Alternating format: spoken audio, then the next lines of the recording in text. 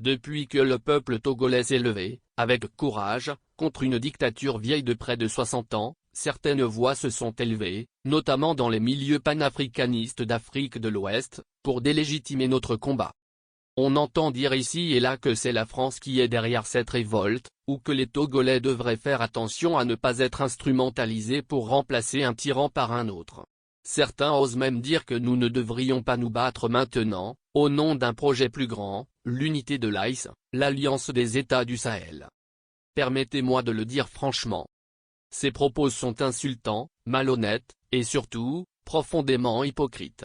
Aucun pays de l'AIS n'a subi ce que nous subissons. À ceux qui nous demandent de patienter, je pose une simple question. Quel pays de l'AIS a supporté 58 ans de règne de la même famille? Quel pays a vu père et fils s'échanger le pouvoir dans le sang, la fraude, la torture et la terreur, sur 6 décennies? Quel pays de l'AIS a vu le fils de leur défunt chef d'État massacrer plus de 1000 de ses concitoyens à la mort de son père pour prendre le pouvoir?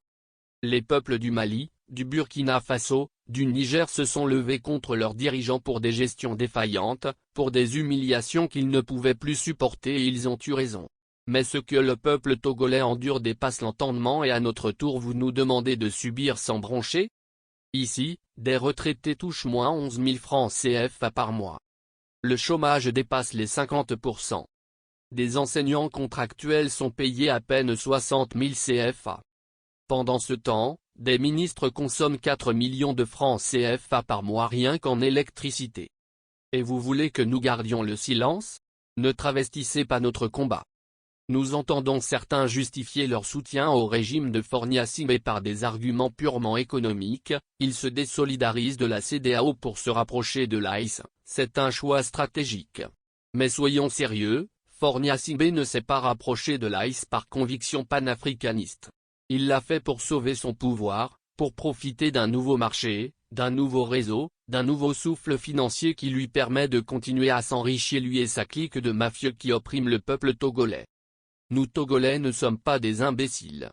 C'est nous, Togolais, qui avons subi les premiers chocs de la France-Afrique. C'est Sylvanus Olympio, le père de notre indépendance, qui fut assassiné par le père de Fornia Singbe. Un soldat formé par la France, Eyadema Singbe qui a dirigé avec terreur pendant 38 ans.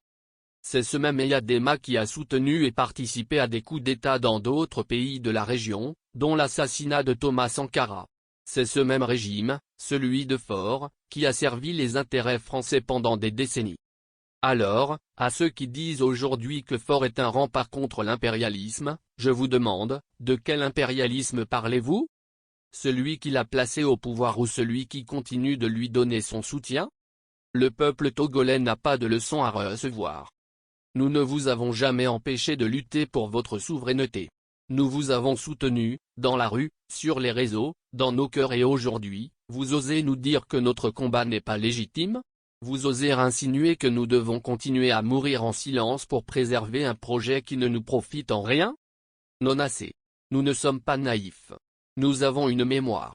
Et tout comme vous, nous méritons de vivre dans la dignité et d'être dirigés par un gouvernement qui aime et respecte son peuple. Le peuple togolais ne se lève ni pour la France, ni pour les États-Unis, ni pour l'AIS, ni pour la CEDEAO.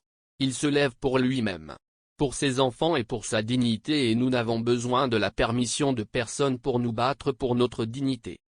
Jerry Rawlings, lui, était un vrai panafricaniste. De son vivant, il a soutenu la résistance togolaise pendant des décennies, dénonçant avec clarté la dictature que subit notre peuple jusqu'à la fin de ses jours. Parce que le panafricanisme, le vrai, ce n'est pas une posture, ce n'est pas un slogan vide, ni un alignement aveugle derrière des chefs d'État. Le panafricanisme, c'est d'abord la liberté, la souveraineté et la dignité des peuples. Pas celle des leaders. Aujourd'hui, à cause de raisonnements simplistes, à cause de ceux qui confondent lutte contre l'impérialisme et soutien aux tyrans locaux, on dénature le panafricanisme. On en fait un fourre-tout où on range tout et n'importe quoi. Si vous étiez de véritables panafricanistes, vous seriez les premiers à vous lever pour soutenir le peuple togolais dans sa quête de justice et de liberté car il ne peut y avoir d'unité africaine sans les peuples libres. Il ne peut y avoir de souveraineté collective si certains peuples sont enchaînés par des colons locaux. Le panafricanisme qui ignore la souffrance des peuples n'est que complicité avec l'oppression. Ne nous demandez pas à nous Togolais de supporter ce que vous-même, vous avez refusé.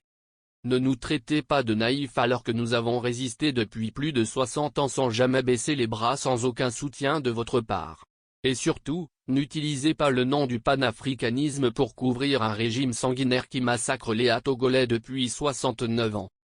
Le Togo ne sera plus jamais un champ de sacrifice pour les ambitions d'un seul homme. Et notre peuple ne sera jamais l'esclave des intérêts géopolitiques de qui que ce soit.